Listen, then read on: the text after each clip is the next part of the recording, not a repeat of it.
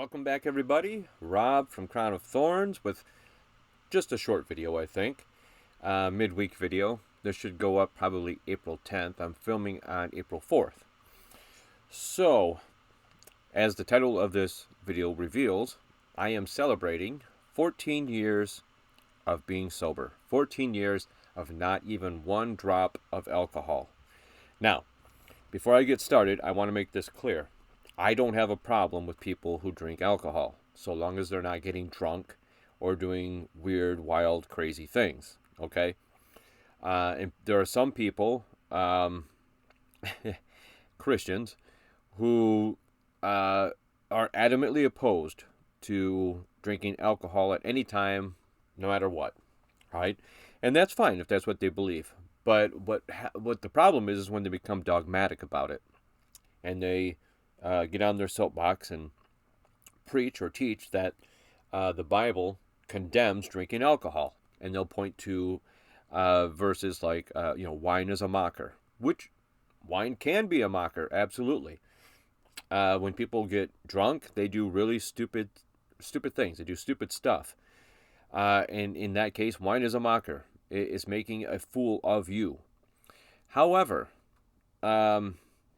I find it interesting too that when I walk through Walmart or whatever else, I'll sometimes look at how much alcohol is in a wine cooler or a bottle of wine or a beer. And a lot of times the alcohol content in those beverages are less than the amount of alcohol you'll find in your over-the-counter cough medicines. But Christians don't seem to have a problem with that. Interesting. And they'll say, well, yeah, a little bit of wine for your stomach or whatever. That's about the extent of it. No, that's not true. And I'm just going to read a small part of 1 Timothy chapter 3, when Paul is talking to Timothy and giving the qualifications to be a pastor, a bishop, a deacon, etc. And so I'm just looking at verse 8. Likewise, must the deacons be grave, not double-tongued, not given to much wine. Not given to much wine. So, yeah, you don't want your church leaders being drunkards, okay? Not that that makes you less of a person, by the way. We all have our vices and whatever else, but, yeah, you shouldn't get drunk. You shouldn't. You should not get drunk. But I've said this many times before. The Bible says not given to much wine. So if a guy comes home from work and he's had a long day and he has a beer or two and he's not drunk from that, it just kind of helps him to relax some. There's nothing in the world wrong with that. Nothing wrong with that whatsoever. So I want to make that clear. Even though I am 14 years sober and I will not touch alcohol, it's not because I think it's vile or wicked or evil, or that you're vile or wicked or evil for partaking. Now, if you're getting drunk and you're doing bad stuff, or like me, you have an addiction to it and you can't stop, yes, then it's a problem. Now it becomes a mocker. Now it is sinful. Okay? That can be with anything. I have my car parked out in the driveway. Is my car sinful? No, it's an inanimate object. Can I use it for sinful things? Yeah, I could be a getaway guy at a bank robbery. I could do drive-by shootings, in which case my car is doing some pretty bad things. Now, at my bequest, but still. It could be an instrument of evil because of what you do with it. But if I just use my vehicle to get to the grocery store or go to work or just take a nice Sunday drive, there's nothing wrong with that. It's how you use things. Okay? So anyway, that's that. But as I said, for me, I cannot touch alcohol. If I start, I won't stop. And for many, many years, I was in the grasp of alcohol. Somebody once said to me, was there a problem for you consuming alcohol? And I said, to an extent, yes, but the bigger problem was it wasn't so much that I was consuming alcohol. It got to the point where the alcohol was consuming me. That was the problem. The alcohol started to consume me. I'd come home from work, I would drink. Saturday night, I drink. Thursday night, I drink. Friday night, I drink. And the thing of it is for the longest time growing up, I was adamantly opposed to alcohol, drugs, and whatever else.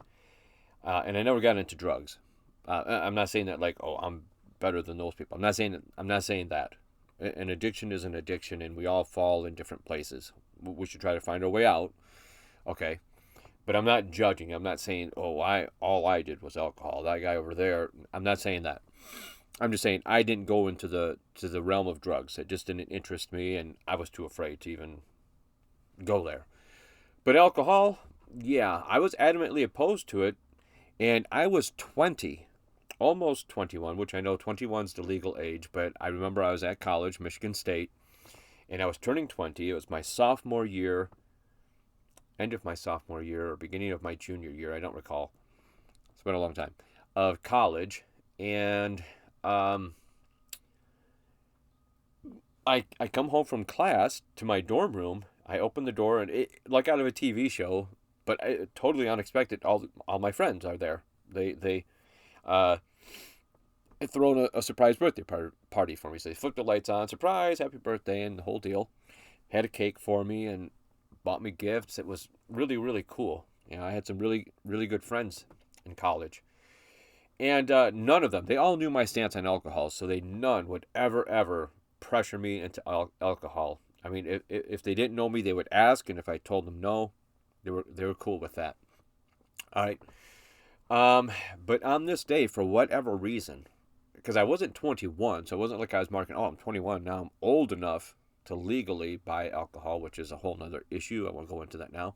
Anyway, you can be 18 and go to war, but you can't buy a beer. Tell me that's not stupid, but whatever. Anyway, so it wasn't that. I was 20. So maybe it's because I was 20 and I thought, well, I'm no longer in my teens. Whatever. I don't know. But I asked my friend Sean, I said, hey, I'm 20. I know I've been against alcohol and whatever else, but I want to have at least one drink. I just want to try it. What do you recommend? And for whatever reason, he said, just do a shot of vodka. I'm like, okay, sure. So he gives me some vodka. I take a shot of vodka, and I about choke to death. This stuff is harsh. It's harsh. Uh, yeah, it's pretty rough, especially what they were drinking at that time. We were in college. It's not like you're buying the better vodka, like Grey Goose or something that goes down a little more smooth. It's probably like Popov or some weird off-brand whatever, which is like drinking rubbing alcohol basically. So it went down hard, but I was like, I can say that I've done it, and I said, well, maybe I'll, you know, get a little bit goofy, and we'll see what effect it has on me. Well, nothing happened, so I was like, well, I'm not really feeling anything. Maybe I should do another one. It's like, are you sure? I'm like, yeah, just give me one more. So I did another one. Waited a little while, didn't really feel much of anything. So I was like, man, what's going on here? Well, I ended up taking a few more, and then all of a sudden it just hit me all at once. And I just remember being goofy and loopy, and fortunately I wasn't one of those people that got violent or angry or whatever when drunk or wanted to fight everybody.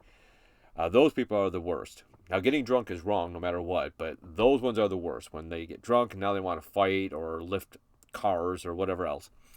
If you're just being goofy, that's one thing. Or there's some people, and not to be rude or whatever, but it's usually the females, they tend to get a little more promiscuous. That can be a problem too. Um, so anyway, I was just loopy and goofy and whatever else. Well, I also noticed too that I've always been an extrovert anyway, but this kind of just made me an extrovert on steroids, okay? And I kind of liked it. And so, yeah, that was the impetus. That I'm not going to go through my entire history, but that was where it went downhill. Starting there, it would have been 1994. All right.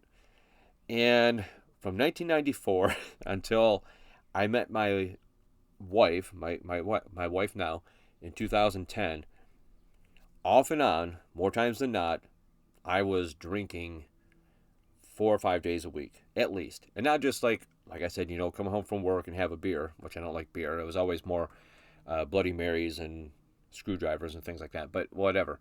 It wasn't just one or two. It was like drink until I go to sleep, get up, go to work, come home, drink, meet up with friends, drink some more, whatever it may be. All right. So it became a problem, a real big problem. And there would be periods of time where I was able to get away from it. When I was with my first wife, we would drink sometimes, but then we got pregnant with our son, and obviously she wasn't going to drink. She was pregnant, and so I said, well, you know what, you can't drink. I'm not going to drink either. I thought that was the fair thing to do. So I didn't drink that whole time that she was pregnant. And obviously, like, it wasn't like, well, now he's born, let's get back. It wasn't that. And she didn't drink nearly as much as I did, by the way. But, after a while, every so often we might go out and we would have a few drinks or whatever with our dinner or whatever. I don't recall ever getting drunk in the early part of our marriage, but unfortunately, and I'm not going to get into this too much, but as the marriage started to unravel, I got right back into it. I was drinking a lot. The people that I worked with drank a lot, so we would go out, and I would drink a lot. But there was that brief period where I wasn't drinking, but I got right back into it. Well, I would bounce around here and there, and every so often I would have these brief periods of time where I wouldn't drink. And anytime I had my son with me, it was gone. It was never around. Ever, ever, ever. All right? But when he wasn't there and I was by myself, or if I was out with friends, that's what I was doing. Thursday, Friday, Saturday, didn't matter what day of the week it was. It was a problem for me. Well, in 2010, I met my wife. And as I said, today is April 10th, obviously 2024. And it was right around this time, if not this exact day. Oh no, today's April 4th. See, I don't even know what day it is. I'm sorry. Today's April 4th. I'm filming. This video will premiere on April 10th. That's what I meant to say. I said that at the top of the video too. Which is right around the exact time that I met my wife. Okay? And we had our first date. We met up in Grand Rapids, which isn't, too far from where I live. We met up in Grand Rapids, had our first date, and I remember within a week, it was close to Easter. That's how I know. And I know Easter jumps around depending on whatever, and I'm not getting into that debate either. But anyway, it was right around Easter. I had my son for the first half of the day, and then he went to his mom's for the second half of the day. And so after he had left and went to his mom's house, I called Nikki, my wife, and I was like, well, what are you doing for Easter? Are you doing anything? She's like, no, we don't have anything planned. And so she and her oldest daughter, or second oldest daughter, I invited them to come up and spend Easter with myself and my sisters and my mom and stepdad. And that was kind of when things started to really pick up. And we knew, like, okay, we want to pursue this. We definitely want to pursue this. And my wife, in a very subtle way, made it clear that if we were to go any farther, it was her or the alcohol. Couldn't be both. And I very wisely chose my wife and gave up alcohol. That was in 2010, right around Easter, so April-ish, March, April, whatever, of 2010, that I said, you know what, this is more important. I've got to stop this other stuff. It's expensive. It's not doing me any good. It's bad for your health if you do it excessively, like I was. It can cause problems here, there, and the other, everywhere else. And so I gave it up that quickly, cold turkey. It wasn't like I had to wean myself off. I just stopped. And I've heard later on now that can be dangerous, but I don't recall having too many issues with it. I would have periods of time where I would have a hankering for it. Even now, all these years later, 14 years later, every now and again, there's this urge to you could really go for a whatever right now. It's a tough thing. It's a struggle. And in my line of work, I'm around it a lot. I do weddings. And I would say 95% of the time, weddings are going to have alcohol involved. And people, they're not trying to pressure me. They're not being jerks, but they'll come up and, hey, you're doing a great job. Can I get you a drink?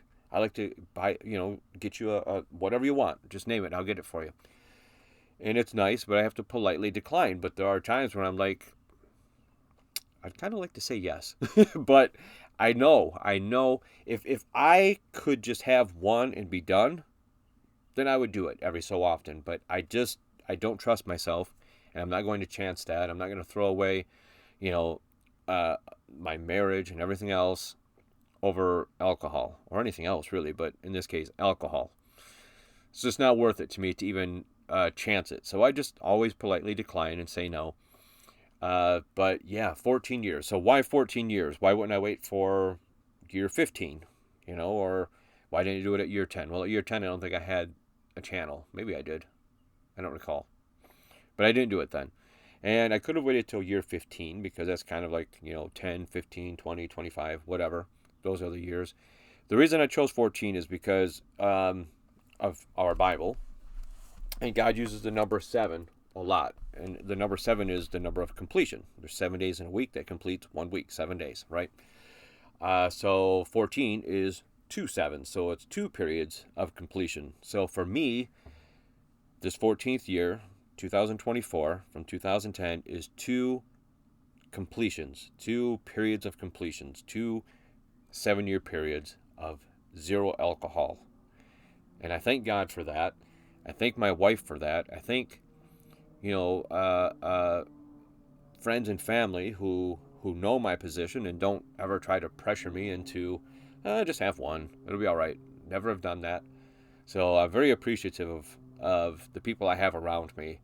And it took, my wife kind of giving me that ultimatum that that pushed me in this direction. And then obviously, getting saved made it a whole lot easier. Having the Holy Spirit there to help fight against this makes it a whole lot easier. But I still have that human nature, that sinful nature that wants to have that alcohol every so often. And again, I'm not saying that alcohol is sinful. It's just, how are you using it? How much? Like I said at the top of the video. But for me, it's the sinful nature that's crying out for the alcohol, because it wouldn't just be 1 or 2 drinks. It would be 1 or 2 bottles. Okay? So, anyway, I just wanted to make this video. I'm not gloating. I'm not whatever. If anything, I'm hoping it'll be inspiration for anyone else that's struggling with anything, whether it's alcohol or drugs or whatever it may be. Maybe this will be some encouragement or inspiration for you as well. With the right people around you, you can do it. With God, all things are possible. All things are possible. A guy like me who drank for all those years, enormous amounts at a time, who could not go, just brief periods without it, but on the whole just couldn't go without it. Couldn't do it. For a guy like me to get to this point where I am right now, yes, it took some of my own personal resolve. Absolutely. It took good friends and family around me. It definitely took a good wife, a perfect wife in my eyes, who gave me that ultimatum 14 years ago. But it also took my getting saved, getting right with God, that gave me that additional resolve, the majority of the resolve, to stay away from it, to not allow it to consume me anymore. See, if I could just consume alcohol every so often, that would be great, but it would quickly turn and it would start to consume me once again. So anyway, I'm not, like I said, I'm not gloating, I'm not condemning anyone, I'm not judging anyone. I'm just saying, if you can do it and do it responsibly, more power to you. Awesome. If you cannot do it responsibly, if you cannot do it in small doses, if you are addicted, if you have to have it, I'm hoping this video will be some inspiration and encouragement to you. You can get away from that. You need to get away from that. Not only is it sinful, but it's harmful in more ways than one. And it doesn't just hurt you. It hurts those around you. Trust me, I know. It hurts those around you. Absolutely. So anyway, am I a little bit proud? Yes, absolutely. But not in a prideful, arrogant way. Just proud because it's 14 years. It's a long time. And I'm very glad. I'm very, very happy to be away from that. All right. So anyway, guys, just a short video. 14 years sober, 2 periods of 7 years, 2 periods of completion. God is good. Hey, if we're still here, if we haven't raptured out yet, or if the Lord doesn't take me home, maybe I'll do another one at 21 years. And there'll be 3 cycles of completion, right? All right, guys. Take care, and God bless. Oh, hey, wait. Salvation, by the way. I keep talking about how I got saved and how that helped me. If you're not saved, I'm telling you, that will help you. With any addiction, with anything, any vice that you have. That shouldn't be the main reason why you get saved, but it can help. That's one of the fringe benefits. And if you want to get saved, it's a who and the what. You must know who Jesus is. You must know he is God. And you have to know, too, that our salvation is by faith alone. Our salvation is by trusting. Trusting on what? The death, burial, and resurrection. 1 Corinthians 15, 1 through 4. We are saved through faith in his blood. Romans 3:25. And Ephesians 1:13. Once you're saved, you're sealed by the Holy Spirit. You cannot lose your salvation. Don't let anyone tell you otherwise. And then Ephesians 2:8-9, which says, salvation is not by works, it's by faith alone. All right? So if you have any questions about any of this, you know how to contact me, reach out, and now I'll say it. You guys take care, and God bless.